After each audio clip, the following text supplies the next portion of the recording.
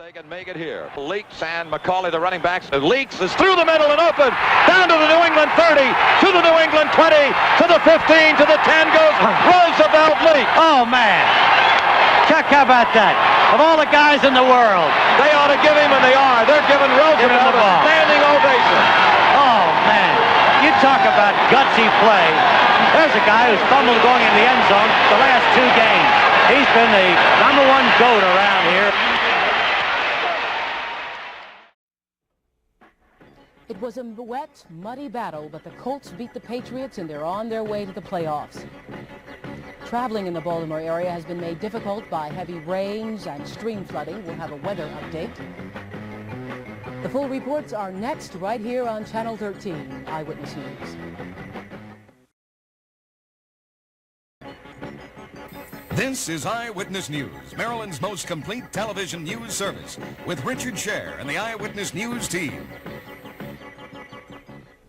Good evening. Richard Scher is off tonight. I'm Oprah Winfrey. Right now, the Baltimore Colts are celebrating after their stunning victory over the New England Patriots. That will send them into the playoffs. Tom Boyd is here with instant eye highlights of the game. Tom, tell us about it. Oh, we're coming at you so real at this moment, Oprah. I have just come from videotape, to be real honest with you folks. Bottom line, 30-24, the Colts do in fact win when they have to. Our backs were to the wall. You'll hear that mentioned several times, but what I want to do right here is show you where the Colts reached down for what they had to reach, and they pulled it up, and they did it very well. So let's look at the highlights from the second half of this game, beginning with Burt Jones, a touchdown pass to Glenn Dowdy. We had some problems, or so we thought. The possibility existed for problems. Personality clash, you heard a lot of that mentioned here on Channel 13 this week. This is where we started coming back. We were trailing 21-3. Their rookie Claiborne had made a 100-yard kickoff touchdown return to open up the second half. Okay, after a fight between these two close rivalists, Burt Jones rifles this shot, 76-yard touchdown play, longest in the history of Burt Jones, to Raymond Chester, number 87, another guy who felt like he has been slighted somewhat in the past. Another touchdown. We're up to trailing now 21-16.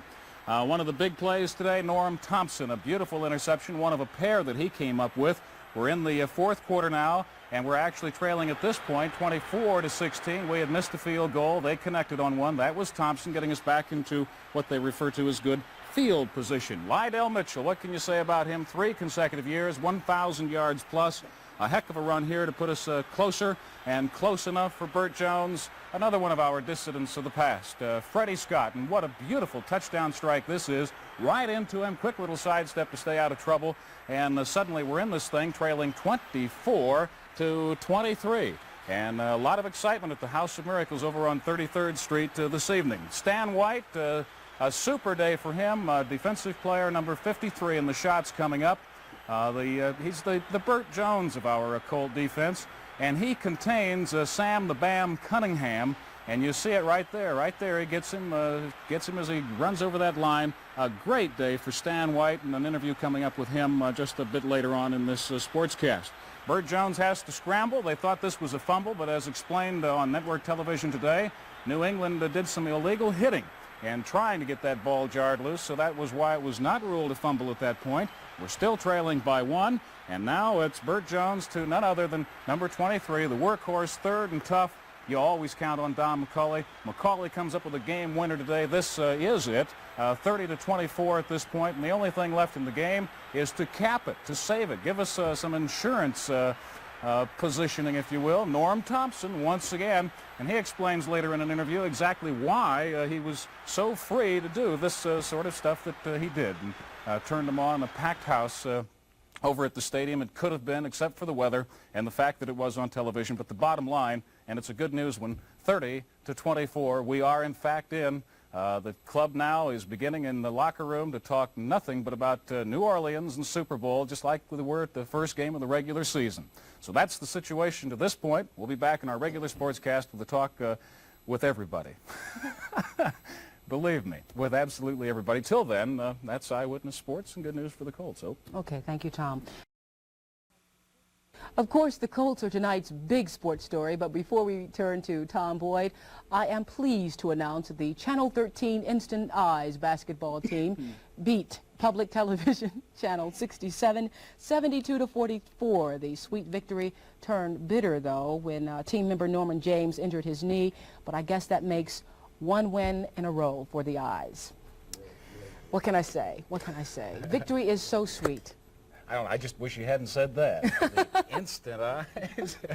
I was running through the control rooms today. There were some tense moments during the game. Oh, there was some very tense moments. In the early part of the game, we looked like we've looked for the last 3 weeks. I think a lot of firm Colt believers wrote us off. But when we had to, we came up a situation of trailing 21-3 and looking pretty bleak. We suddenly got pretty hot and did the things that we know best how to do and that we've seen for so many times in the past in this great football city. Now, we're going to be very loose and informal here tonight. After the game, I talked to Bert Jones, Pat and Stan White family, Don McCauley, then John Dutton, Norm Thompson, the great interceptor today, Freddie Scott, and then Ted Marchibroda introduces me to his whole family. Just kind of a happy thing, so let's watch and enjoy. Sound like you've been yelling. No, I don't. I get hoarse a little bit after a ball game. Of course, everybody says I holler at referees, and I don't think I hollered once today. That brings us to a good point, though, I think, and that is a bit of a rift, let's admit it, to whatever degree, between this team and the city, the fans. Can that all be buried now? I hope so. Of course, I don't think there was any rift from the ball club towards the city. I think what it was is, you know, they were calling it the way it was. We were losing. We weren't playing good football, and, you know, they just, not they, but it was just a bad situation. I hope that they're proud of us now, and I hope that we can continue in the playoffs, and I hope we get to the Super Bowl. Patty White, I have to say, I sat in these stands and I watched this dude today contain Sam the Bam, and when that happened and when everything else was clicking on this club, we got right back to being Super Bowl stuff. I never thought we were going to lose, even when that guy ran it back on a punt return for 100 yards. My mother-in-law, kickoff return. My mother-in-law was just going crazy, and this whole week, Stan's just been at real peace. He hasn't been as hyper, and I just was at peace, and I never thought we were going to lose. I just thought our team was going to click and put it together. You against Cunningham, a thing of beauty. I don't know how beautiful. It sure hurts, I know that. But sometimes you just have to hit them and stop them, and whatever it takes to win, we just had to do it. And now the only thing on our minds is Oakland, so we'll be ready for them next week. When it's third and tough, it's always Don McCauley. So it was appropriate, I think, in this, the championship game of the regular season, you catch the winner.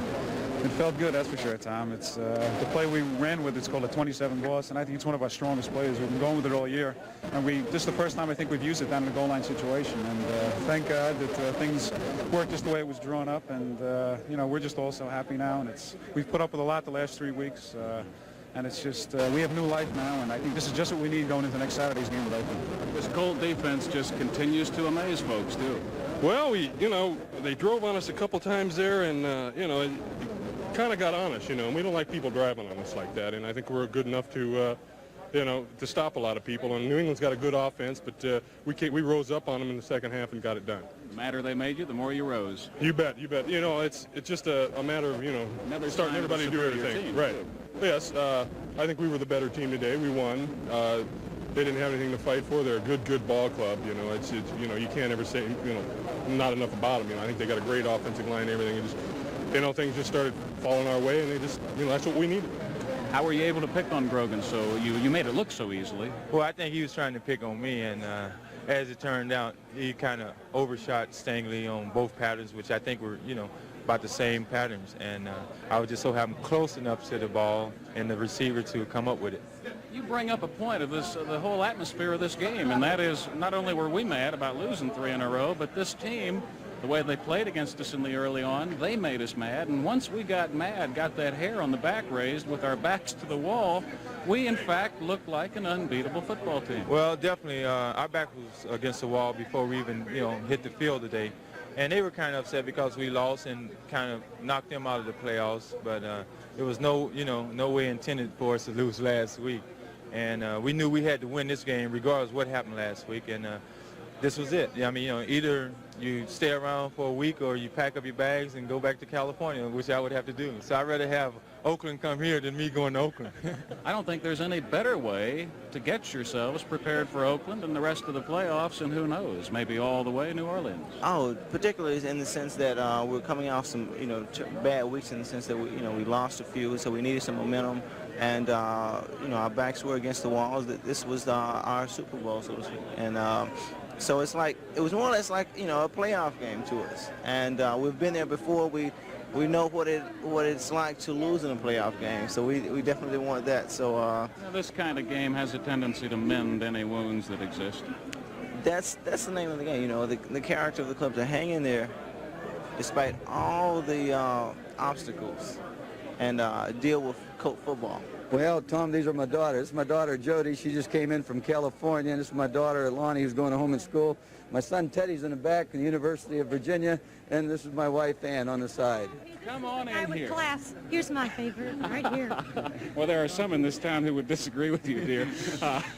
I want to talk to your husband first. I see he has a horseshoe in his hand. Do you know about that horseshoe, Ann? He's going to have to tell me about that horseshoe. Well, step in here, Ted, and let's tell everybody about that. Well, Ted, before the ball game, Tom, Ben Higgs wrote me a letter, and he said, Coach, he said, it's been a great year for him in publishing the Colt paper, and he said that this horseshoe belonged to Secretariat, and he wished that I would have it before the ball game, and I carried it with me right up until game time, and I certainly want to thank Ben. Did that have anything to do with what we did today? Well, I think it came through in the second half. Okay, thank you, Tom. Oh, the difference a week makes. Well, let's check our score.